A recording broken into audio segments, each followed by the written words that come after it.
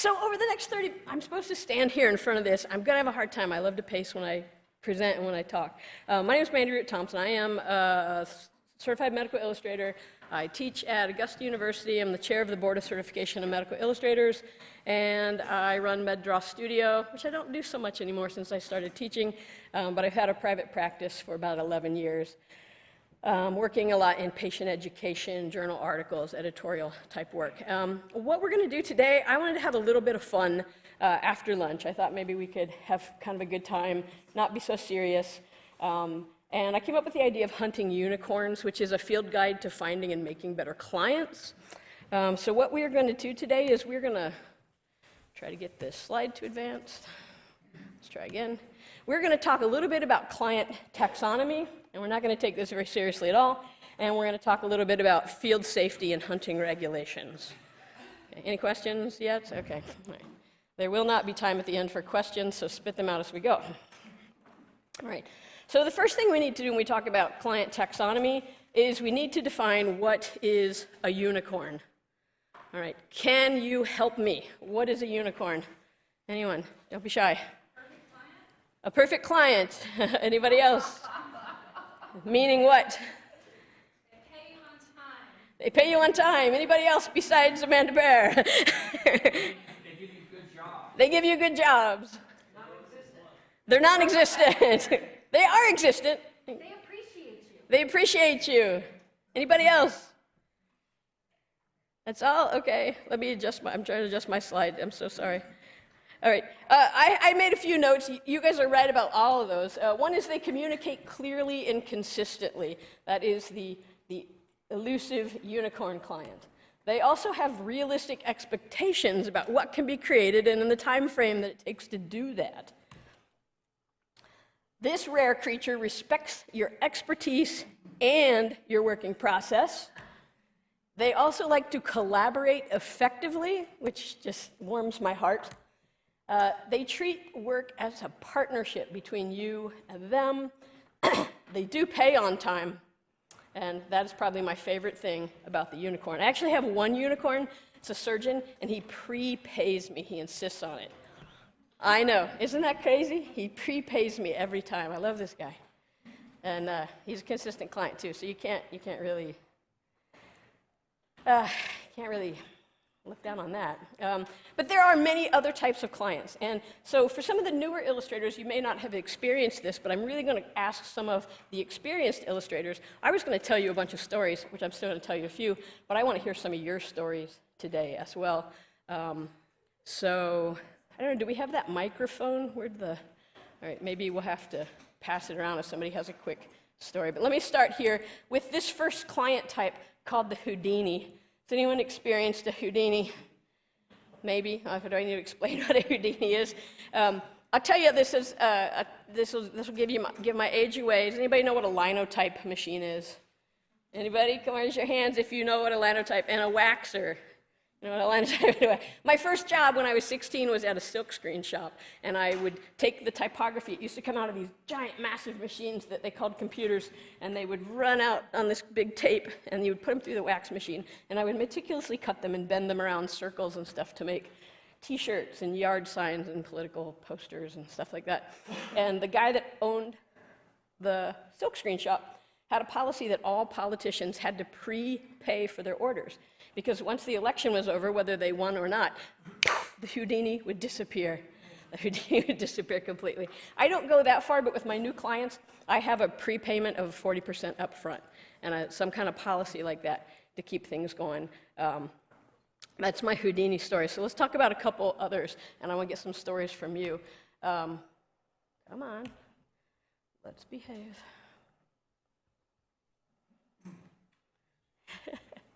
It's trying, my computer's trying to update itself.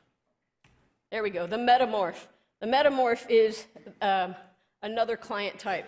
And the metamorph is one that you start with one job proposal and you end with an entirely different job. Has anyone experienced a metamorph? All right, would anyone like to tell me a 30-second story about their metamorph? No one? You're conjuring trauma. I know.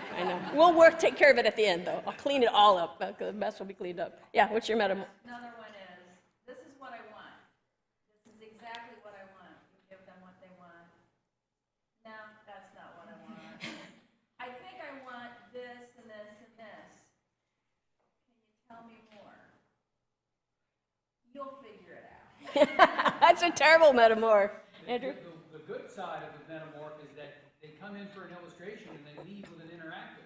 That's true. My latest metamorph was in December. They wanted 2 illustrations to support a med legal job, and I ended up with 3 complete boards that I got done fast enough that they settled out of court, but I was able to bill them for everything because I got it done fast enough. So you got to move quick. So the metamorph, that's another client type. All you new illustrators, write these down. The rest of you, just weep quietly. It'll be all right. What's that? Can you just print out the deck of cards for us? Print out the deck of cards, yes. There will be a handout, okay, and a test. No. The next one is the siren.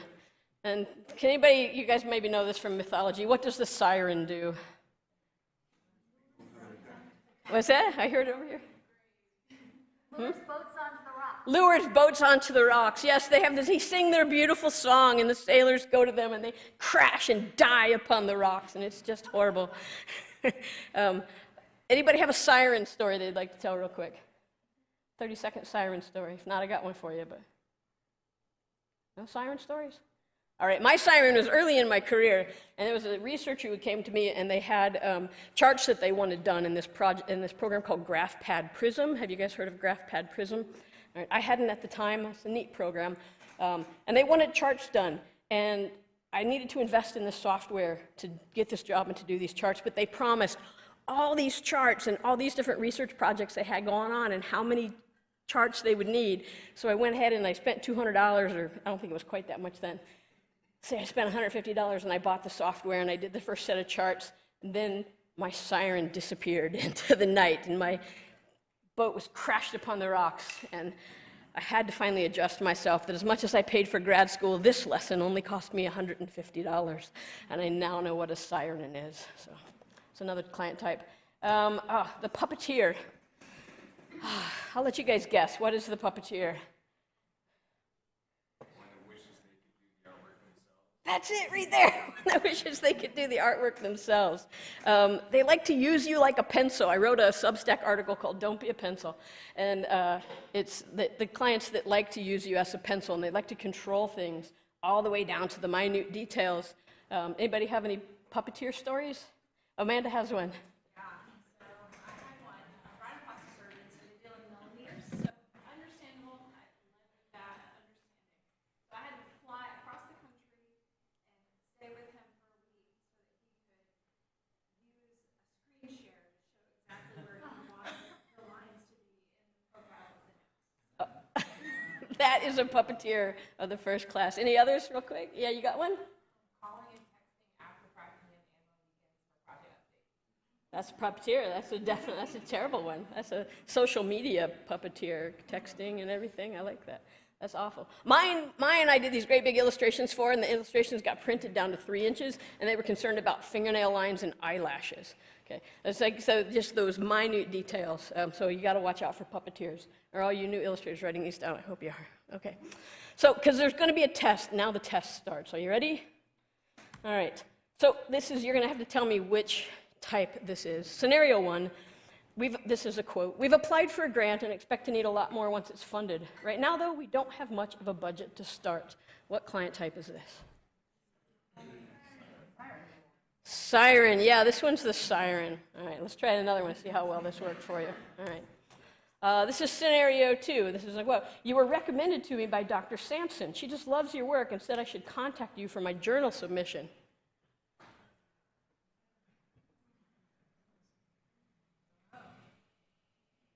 Any? Oh, it's a trick question. It's a trick question. It's a referral, and the reason I put this in here is because the referral is really flattering, but it tells you nothing about the client type. All it tells you is that you did a great job for Dr. Sampson, and you and Dr. Sampson probably worked really well together, and she referred you. It tells you nothing about these people. These people are actually, they love your proposal and have emailed you numerous times with questions. They've scheduled 3 calls, but still haven't signed or paid a deposit. Who is this client type? What's that? Houdini, anyone else? It could be two. Houdini, a siren. This one could be a Houdini, or it could be a unicorn in training. All right? They're communicating a lot.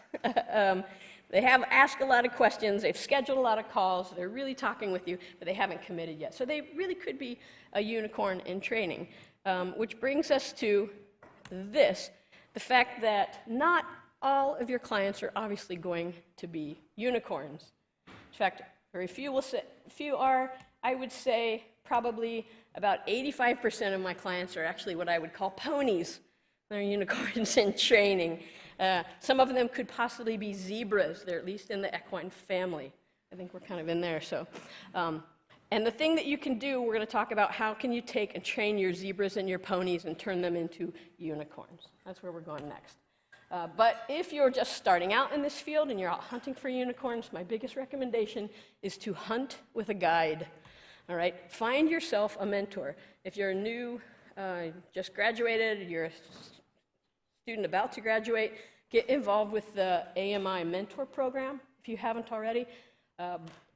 I had Pat Thomas as a mentor when I first started, and Bill Westwood as a mentor when I first started. And when I first talked to Pat Thomas, and she said, "How much are you charging?" She said, "Print out your illustrations and write the prices on all of them." I sent everything to her, and the first thing she did was wildly raise all my prices. So find yourself a good mentor, someone's experienced in the field. That's a great place to start. Hunting with a guide. So first we're going to talk about how to attract unicorns. So besides going out and just hunting for them, how do we bring them to us? And again, we don't want to just bring in sirens, and we don't want to bring in metamorphs. We just want to bring in unicorns. So the first thing you can do to bring unicorns to you is to only show the type of work that you want to do. Right? If you hate 3D animation, don't show it. If you hate med legal, don't show that one med legal project that you did in graduate school. Whatever it is, if you don't like doing interactives, don't show it. If you don't like doing 2D, don't show it. Only show work that is what you want. Make your portfolio what you want your jobs to become. So only show the work you want to do. And then work within your scope. This is a really, really important thing. Don't take a job from a client because you want to learn that skill. All right, so work within your scope, show what you can do, but don't say, well, I've always wanted to learn graph pad prism.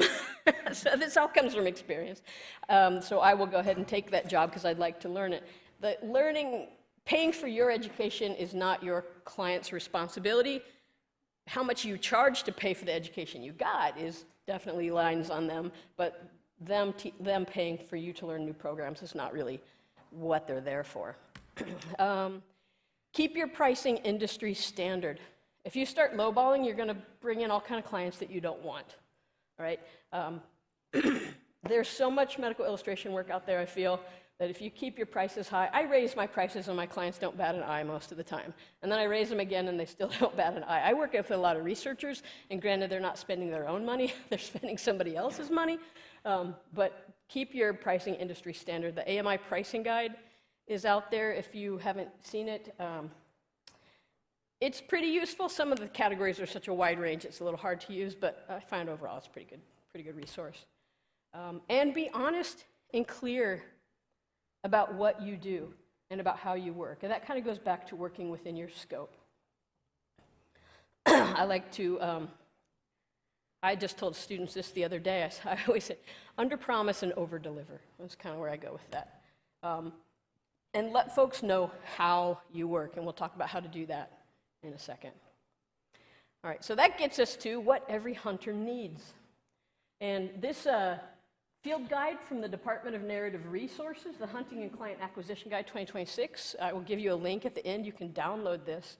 It'll have a lot of stuff that you can put into play right away to kind of help with your business. The first thing that every hunter needs is a good onboarding process. And you need two different types of documents for this. This first onboarding process is a little bit about MedDraw Studio. This is about me and how I work. This first one just looks like it's just my hours, but this full onboarding document is in the guide, and you can look at it, and it describes it describes my entire working process, revisions, how to give me feedback, all kind of things that just help smooth the process along. This is a client-facing document. So a client will email me and they'll say, hey, we've got this journal article and we need it by, let's see, what's today? March. We need it by Thursday. No, we need it by May. You know, can you get us in? Yes, I can. Let's schedule a meeting, and boom, you send them this document. It introduces them to your studio. The next one you need is an internal client onboarding document of some type. And again, this is in the guide. I will use this during that first phone call. I like to do video calls now, but during the first phone call.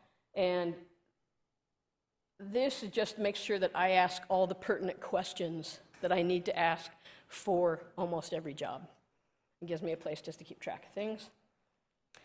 And that's my internal document that says there. And then there's this guide. Is that up already? The AMI has a client guide to working with a medical illustrator, and you can get this on the AMI website if you just type in client guide to working with a medical illustrator. And this is a PDF, and this is set up as a client-facing document. It answers questions. It's set up like a Q&A, and it answers questions like, what is a medical illustrator? What does a medical illustrator do? How are services provided? Who owns the copyright? Why do medical illustrators charge so much? It pre-answers a lot of those questions for you. So that's another good document to send off to your clients. Once you have that initial meeting with them and you guys decide to go forward with the job, I always send a written proposal. And the written proposal has an overview of the deliverables. So like this was for a, let's see, whoops, back. Where are you going, Mandy? Written proposal, nope, yep, sorry. This was for a med legal job is the example that's in here. And so it just outlined every board that was going to be in the project, and this is the one we kept adding to. 2 illustrations, and we add. Have a written proposal, and at the end of the written proposal, it's got a price on there, and it says additional artwork a change of scope, additional artwork, something like that. Change of scope will change the pricing of this project. So just to give them a heads up about that. So you want to give a written proposal with details. A contract with an exit clause. And the contract part, I think a lot of people know that you need to have a contract before you start working. I hope you know that you need a contract before you start working. I really recommend that you have an exit clause in there. The exit clause in mine says that either party can cancel the contract with 30 days written notice. There's just lots of different ways to phrase that. That exit clause, I was in the middle of a really huge project, and the client was the puppeteer. And this was a 2-year-long project, and about halfway through it, I finally wanted to get out of the contract. I was like, but there was nothing I could do, so because I didn't have an exit clause in the contract. I was just kind of stuck delivering it at that point. And I called my brother/lawyer, and I said, what can I do to get out of this contract? He said, you should have an exit clause. And I said, I had one, but my brother/lawyer took it out. And he said, boy, your brother/lawyer is an idiot. Let's put it back in. So we put it back in. He didn't think that we would need it, but we did need it. But anyhow, what ended up happening there is I went and had a very honest conversation with that client and said, do you trust me to be your medical illustrator? And we discussed the amount of feedback and the minutia that they were going into, and we kind of cleared it up. It wasn't perfect, it wasn't 100%, but the situation did improve just by good communication with the client. But definitely have a contract before you start a job, before you make a single mark. An invoice with written terms. Written terms means that little fine print at the bottom that says payment is due in full within 30 days from the invoice's electronic transmission date. That is also inside the contract, and inside the contract it also states that the rights usage does not occur until payment is received. But having payment terms on your invoice is a good reminder. The two biggest problems I've run into with getting paid in a timely manner have both been, one was from a giant magazine and one was from a giant publisher. My small clients usually, and I think it's just because of the bureaucracy of the situation, my smaller clients all tend to pay pretty fast. But it doesn't hurt to have something in there. And then the last thing that, oh, there's 9 minutes, okay. The last thing that I think you're gonna need is a signature and metadata, and a signature on your artwork. And you'll see a lot of people with their art and then their signatures down here beside it or kind of alongside the art or down in the corner, and I used to do that. I started embedding my signature into the artwork itself. You want to just find a clear spot where there's enough room and put your signature right in the art where it's not obtrusive, it doesn't like take away from the piece. But then if it gets copyrighted and that signature's gone, it really shows intent that somebody went in there and literally removed your signature that should have been. I'm in the middle of a copyright issue with that right now where somebody copied the art and removed the signature. So it's, but it helps prove intent. And then metadata is that everyone who uses metadata, any of you use metadata? Some people use metadata. Metadata is if you go into Adobe Photoshop and you go into file info and you pull down, is it just under metadata? I got it. And you can do it, and I do it in Adobe Bridge, yeah. And you can take, so if it's Adobe Bridge, you can take a bunch of your art and set up a metadata, and I have in the handbook, I have this thing that tells you how to do it, and you embed keywords and metadata, and your copyright and everything gets embedded right into the artwork. Some social media sites strip metadata right away, some don't, so you need to read those annoyingly long terms of service that no one reads, and know where you're posting. And I found out recently from a student that LinkedIn does not have, wasn't that LinkedIn that Madison had talked to us about? Fuzzy, okay, I thought it was LinkedIn that didn't have a very good terms of service as far as that went.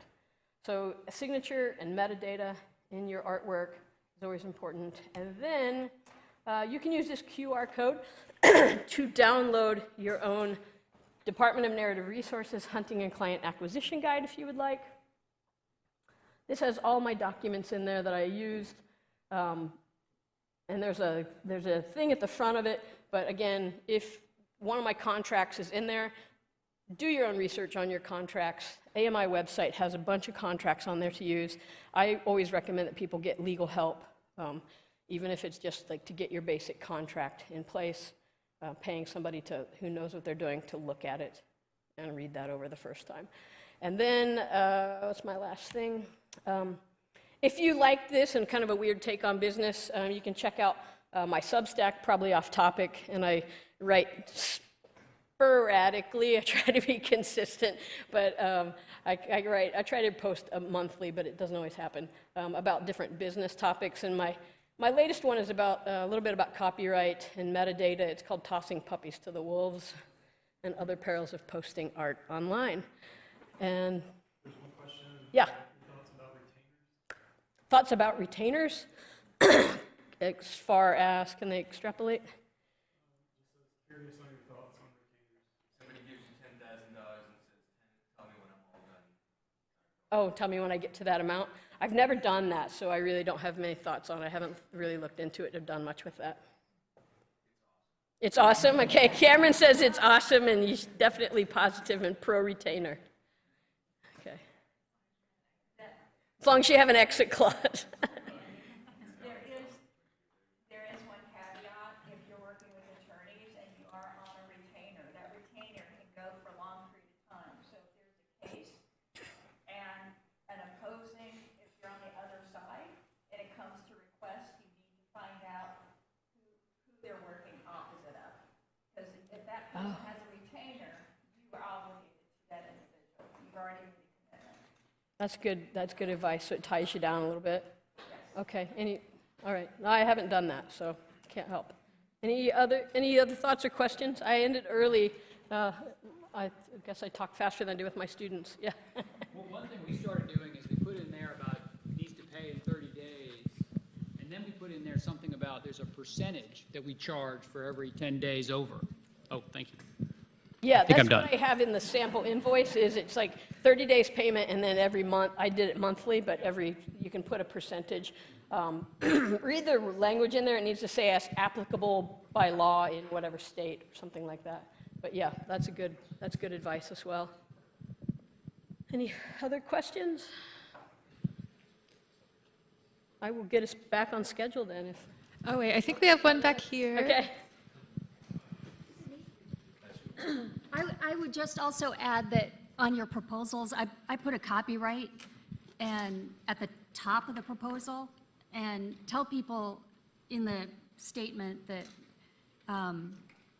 not to share the proposal for other outside bids. Okay, you put a copyright on your proposal. I do. Okay, I never have copyrighted them, actually, but that's fine. Do you really? Still Okay. counts. Yeah, in putting an expiration date on a proposal is a good idea, too. Yeah, Is to yeah, have for like, this is good for 30 days or 90 days or whatever, so they don't come back to you 3 years from now wanting that same price. Yeah. I got you. Did someone else have a question or a statement? I think we're on to statements and not questions, and that's totally great. All right, our last question or statement.